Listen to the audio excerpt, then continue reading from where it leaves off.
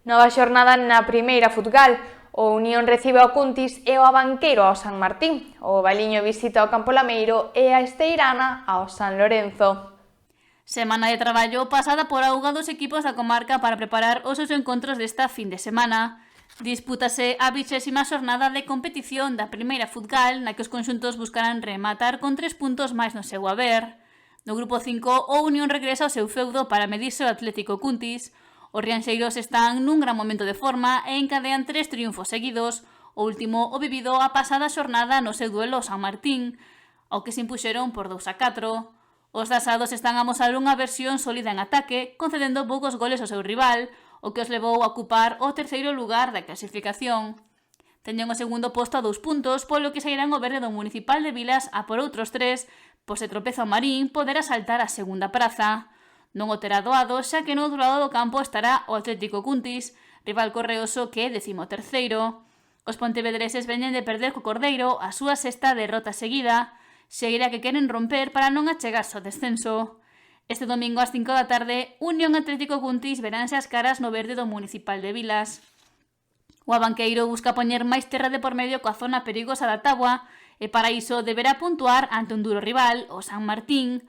Os boirenses veñen de facerse cun importante triunfo na súa visita a Uniondena e queren seguir polo camiño da vitoria para deixar no seu peto o maior número de puntos posible. Agora están a 8 do descenso, pero son 14º, posición que queren mellorar para evitar cascadas. Non o terán doado xa que reciben a visita do San Martín, sexto.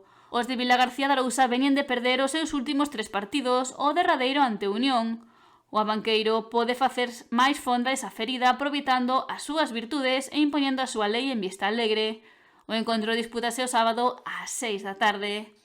E o Valiño aspira a 6 do descenso, aínda que para iso deberá puntuar ante o Campo Lameiro e agardar un tropezo do amanecer. Os de Cabo de Cruz son antepenúltimos e veñen de frear o líder do grupo, o Ribadumia, nun encontro moi serio por parte dos pupilos de Iván González. Esta fin de semana visitan un campo complicado, pero fan coas ideas e obxectivo claros para lutar por un necesario triunfo. O Campo Lameiro é un rival duro, o quinto clasificado que chega a este partido despois de perder pola mínima co Flavia. A Chanciña abrirá as súas portas o domingo para acoller este encontro que arrancará ás 4:30 da tarde, en o que se medirán Campo Lameiro e Valiño. Mentres que no grupo 2 a Esteirana seguirá na súa particular loita pola permanencia, en esta ocasión toca baterse o Racing San Lorenzo. Os de Muros afrontan este encontro con confianza, despois de empatar co líder o Bertamiráns e de abandonar o Farolillo Vermello.